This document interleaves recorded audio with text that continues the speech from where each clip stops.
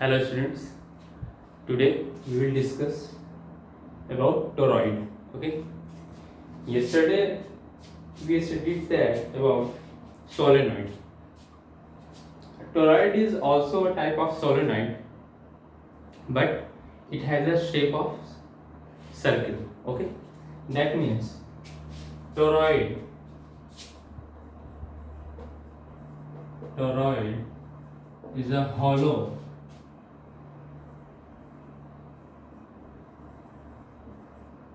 circle.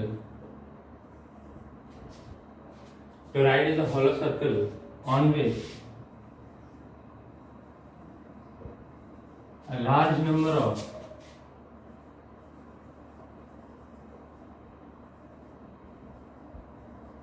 a large number of a large number of turn large number of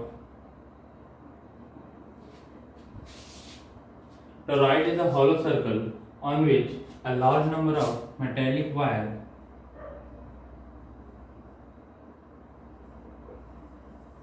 metallic wire metallic wire round up, okay, and wires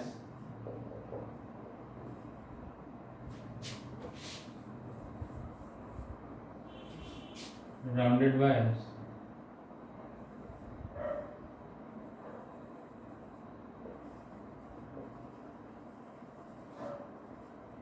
rounded wires insulated rounded wires are tightly packed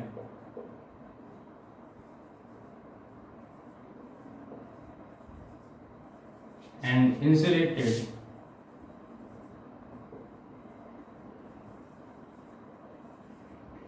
from each other.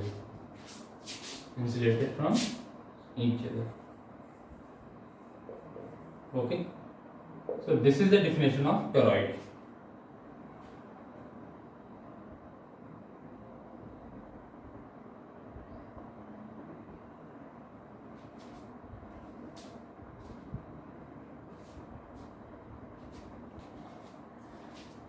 So one more time, we discuss definition of toroid. Toroid is a hollow circle on which a large number of turn metallic wire rounded wires are tightly packed and insulated from each other. First of all, the shape of toroid is a circular manner. That means in this manner. Okay. In this manner. Okay.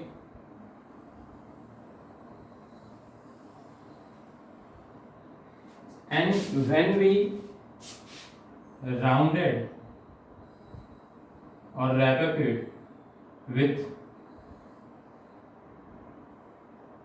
insulated wire, then the shape of toroid become as like this.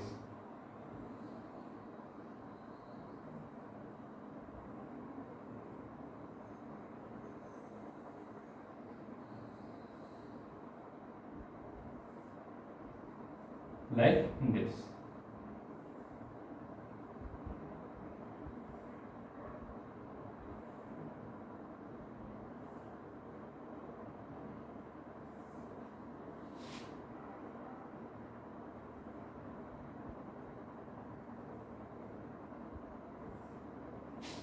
So this is the picture of or figure of toroid, okay, in which a hollow circular is wrapped by these metallic wires. Okay,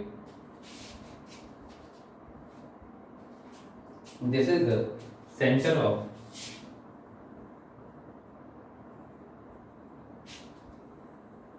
toroid. Okay, this is also used to generate magnetic field. Okay, this is toroid is also used to generate magnetic field. Okay. And what is the value of magnetic field in it? The value of magnetic field B is same as we studied yesterday. Okay. And the value of B is mu naught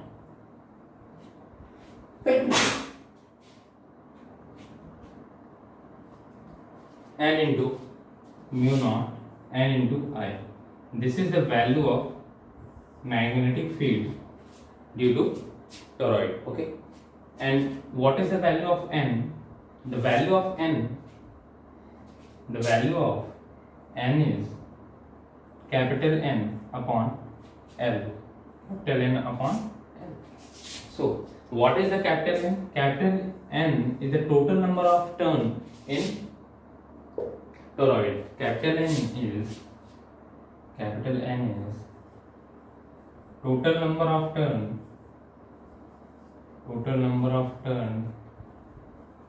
in toroid. Okay. And what is the value of L? L is the length of wire, and what is the length of wire is the circumference of the whole circle. Okay. What is the length of wire? The circumference of circle.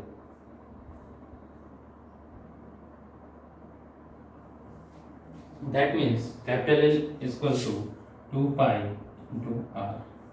This is the value of capital L, and R is the mean radius of this, because the toroid has two radius. The inner one radius is denoted by R1, and outer one radius is denoted by R2. Okay, the outer one radius denoted by R2 and the inner one radius denoted by R1, and the mean radius R equals to R1 plus R2 upon 2. This is the mean radius. Okay, this is the mean radius of toroid. This is the mean radius of toroid. That means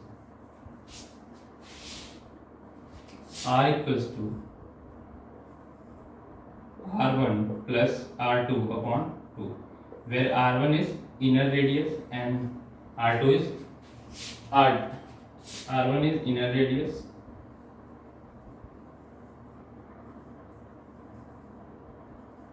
and R2 is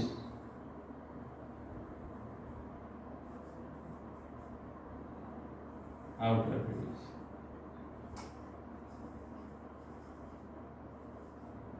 So this is your toroid. Basically, in exams, there are so many numericals asking from the topic of toroid and solenoid. Okay, so this is the formula to calculate the magnetic field at any point in toroid. Okay, as we see in solenoid, the magnetic field outer of solenoid is was 0.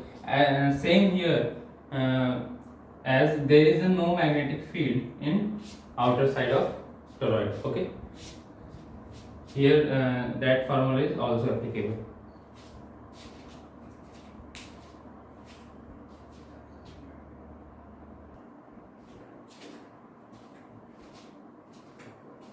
Now I want to discuss a topic which is helpful in derivation of further topics. Okay, that means the force acting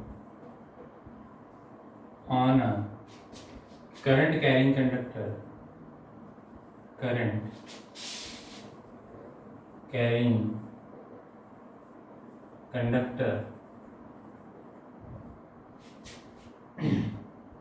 when it is placed in a magnetic field.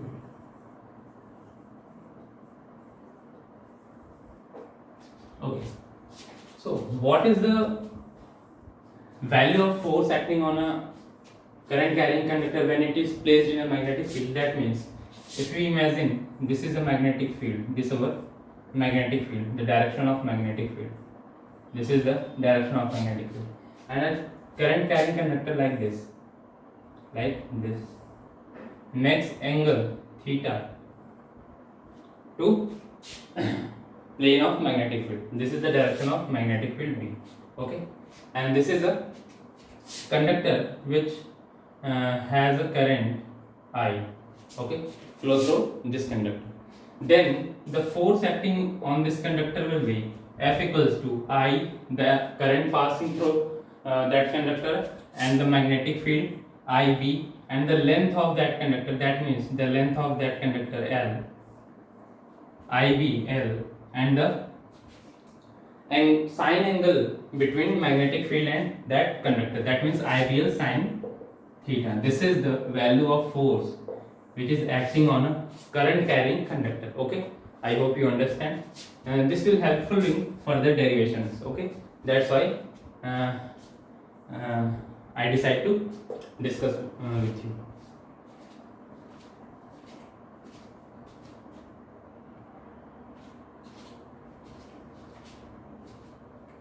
Now next topic is force between two parallel linear conductors carrying current. Okay, that means we have to calculate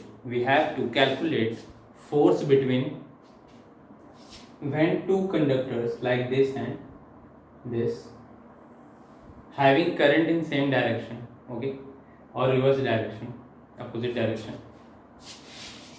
separated with each other by a distance, and what is the force between them.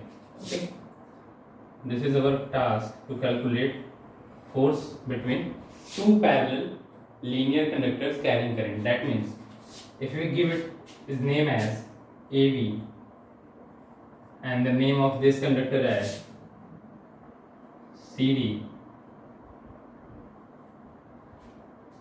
and the distance between from this to this point is like R, okay, small r,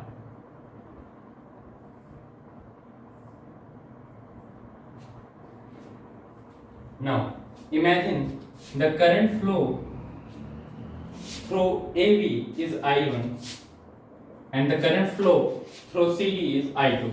Okay, then you know that a current carrying conductor always produce a magnetic field. Okay, and whatever the substance magnetic substance near about that magnetic field experience a force. Okay, experience a force. That means if we talk about the magnetic field produced by this conductor, then the magnetic field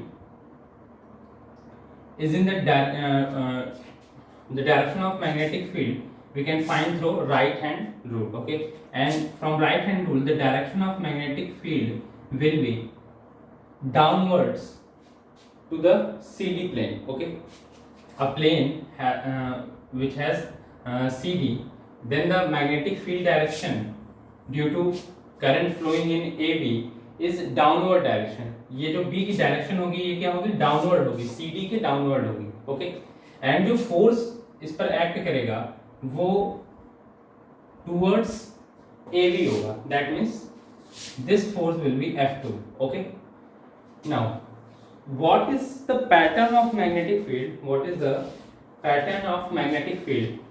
You know that when a current flow in a straight wire conductor, then magnetic field produces in a concentric manner. That means in a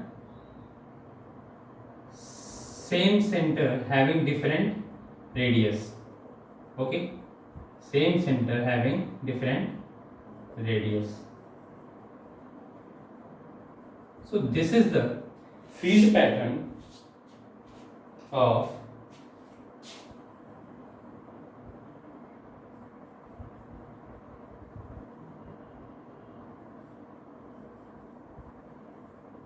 magnetic field lines. Okay, now what is the value of B? Recall previous lectures. Then value of B equals to mu naught upon 4 pi I upon R. Okay, mu naught 4 pi to I1, because this current is I1 and this current is I2. That means B equals to mu naught upon 4 pi to I1 upon the distance between them, that means R. This is the value of B. Okay. Now I already mentioned that the force on a current carrying conductor due to a magnetic field F equals to IBL sin theta. Okay, IBL sin theta. Now the magnetic field at CD makes downward direction, that means the angle is 90. Okay, the angle between CD and this magnetic field becomes 90 degree. Okay, when and we assume our length is 1. Our length is 1. That means when we calculate the force F2 will be I will be I1, because this force acting due to the current in AB. Okay, that's why we use I1.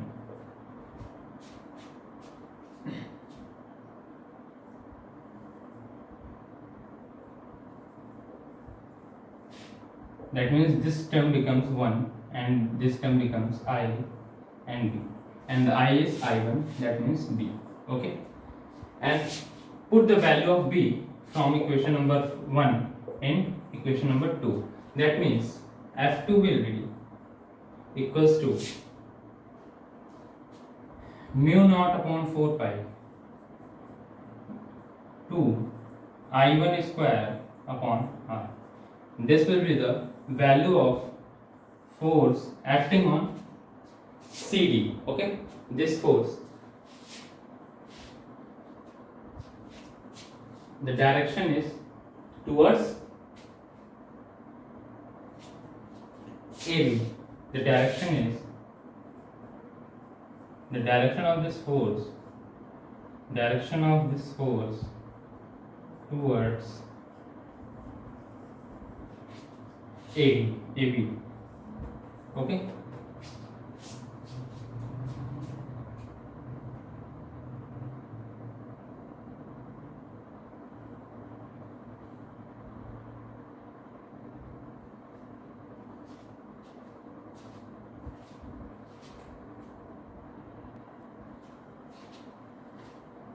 I forget to mention a point, that is when we talk about F equals to IBS sin theta and we take I as I1, that means we assume I1 equals to I2. Okay, and when this condition is not fulfilled, that means F equals to I2B L sin theta. Okay, here we take I2 because we take force in this conductor CD. Okay, and the current flow through CD is I2. The current flow through CD is I2. That's why we take I2 in formula of force. Okay, that means if we imagine I1 not equals to I2, that means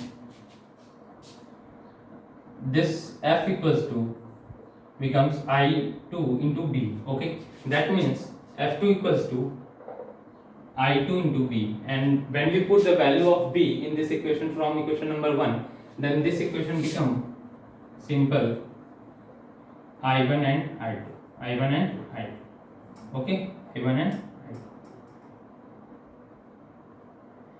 Now when magnitude of I1 equals to I2, then this formula becomes as F2 equals to mu naught upon 4 pi 2 I1 square upon R. This will be the value of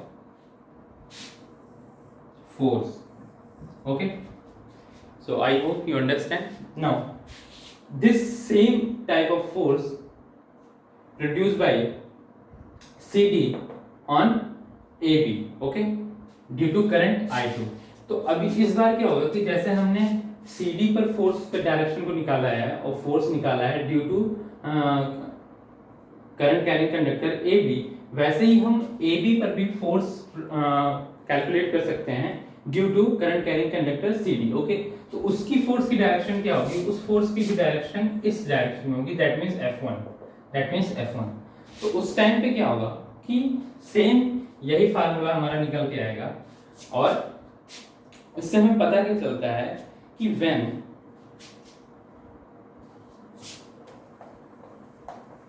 the direction of current in two parallel current carrying conductor is same, then the force acting on them is an attracting type, okay, that means the force developed F1 and F2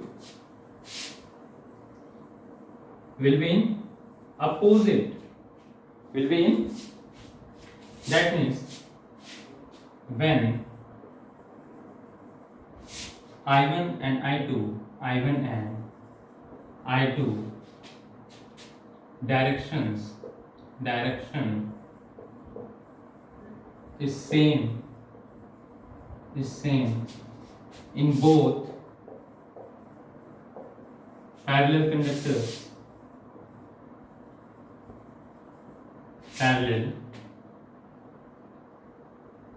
wire, then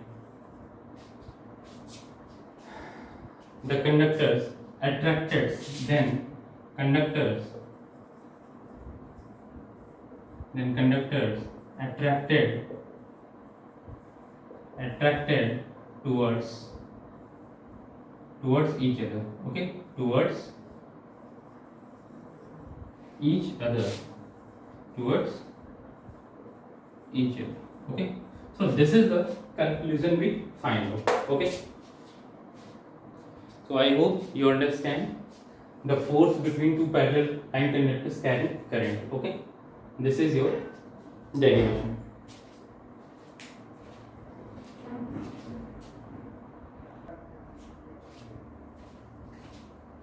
Now students, we talk about our next topic, which is torque on a current loop, okay, torque on a current loop.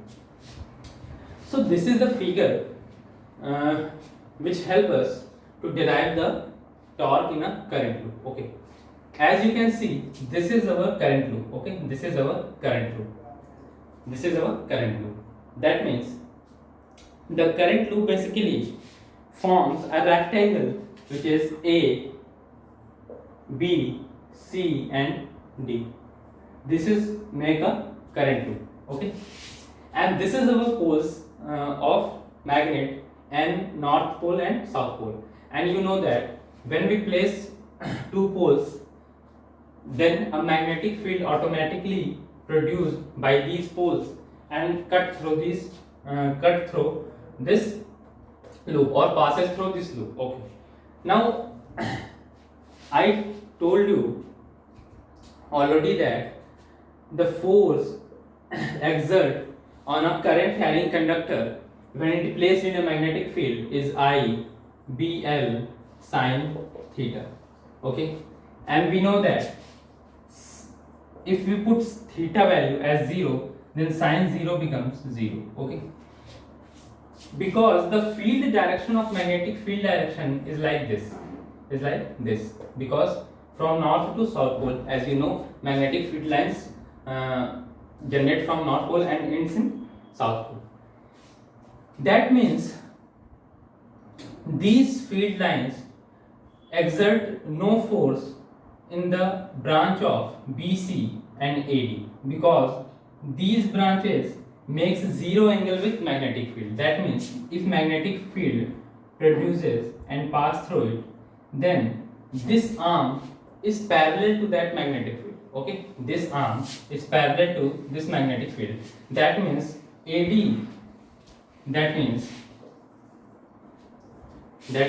AD magnetic field B produces exert no force no force on arm AD and BC. AD and BC. Okay. I hope you understand. Now, what is the force due to what is the force exert on AB?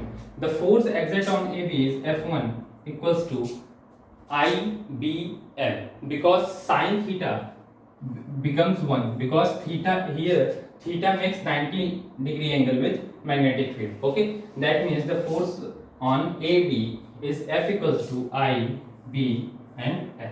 Okay, I, B and L.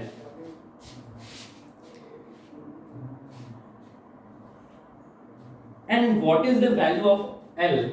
If you notice, then the value of length AB is small b. Okay, the value of length AB is small b. That means F1 becomes I, B and small b. This is your equation number 1. This is your equation number 1. Okay. Now we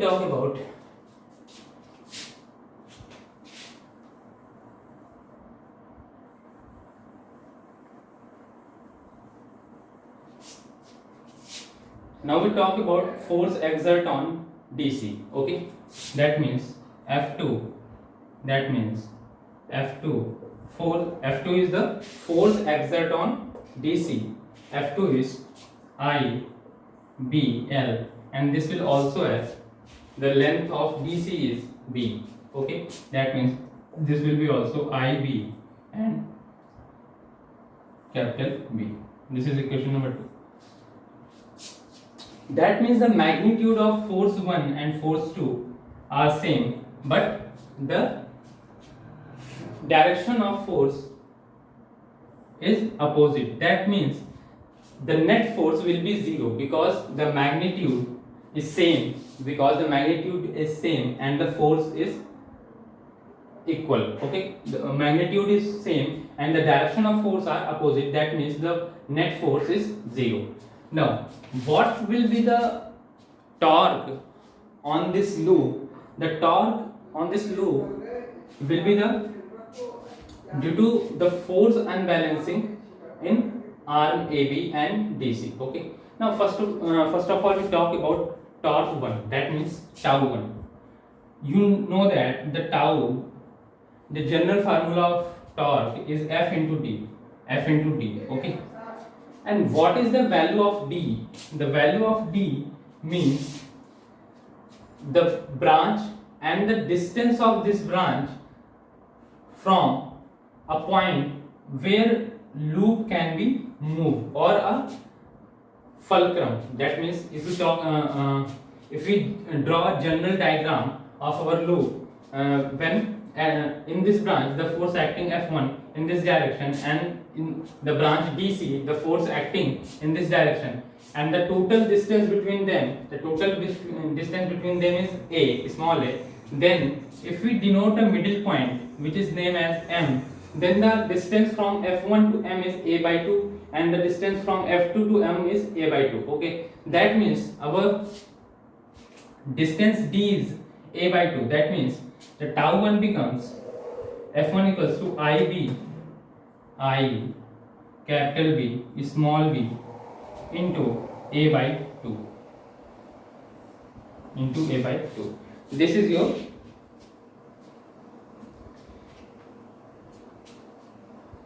torque number 1, or we can also say that torque number 1 equals to F1 into D. That means F1 A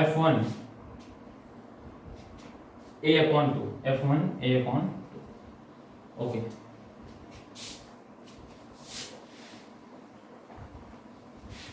That means tau 1 equals to F1 into A upon 2. This is equation number 3rd. And tau 2 equals to F2 into A by 2. This is equation number 3rd. Okay. And the total torque is tau equals to F1 into A by 2 plus F2 into A by 2. Okay, this will your equation.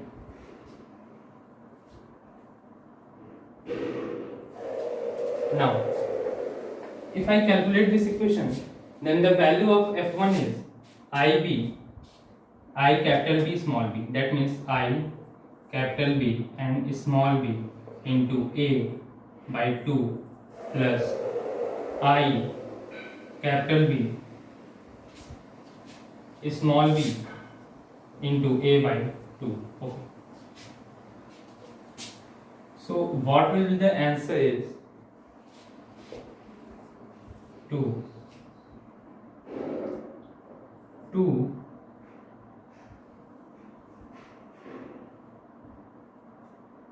I B capital B small b and A square, sorry, A upon 2. That means this 2 and this 2 will be cancelled. This 2 and this will cancel, and this A and this B, this A and this B makes area of loop. This is the area of loop. This is the area of loop. That means our equation becomes as torque equals to I, B and capital A. Okay, where A is the area of rectangular loop. Okay, where A is the area of rectangular loop. A is the area of where A is the area of loop ABCD. Loop ABCD. Because the shape of loop is rectangle, that means the area will be length into width. Okay, which is denoted by capital A. I hope you understand. Now if you notice, then you find that this term and this term makes magnetic moment. Okay, that means I already studied with that magnetic moment M equals to N, I and A. Okay, where N is the number of turns. If we assume the number of turns is single, that means our tau becomes in terms of magnetic dipole moment is B into M. Okay, this is our relation between magnetic dipole moment, which is denoted by M, and torque. Okay, so this is in your this topic, torque on current loop. I hope you understand well. Okay, thank you students.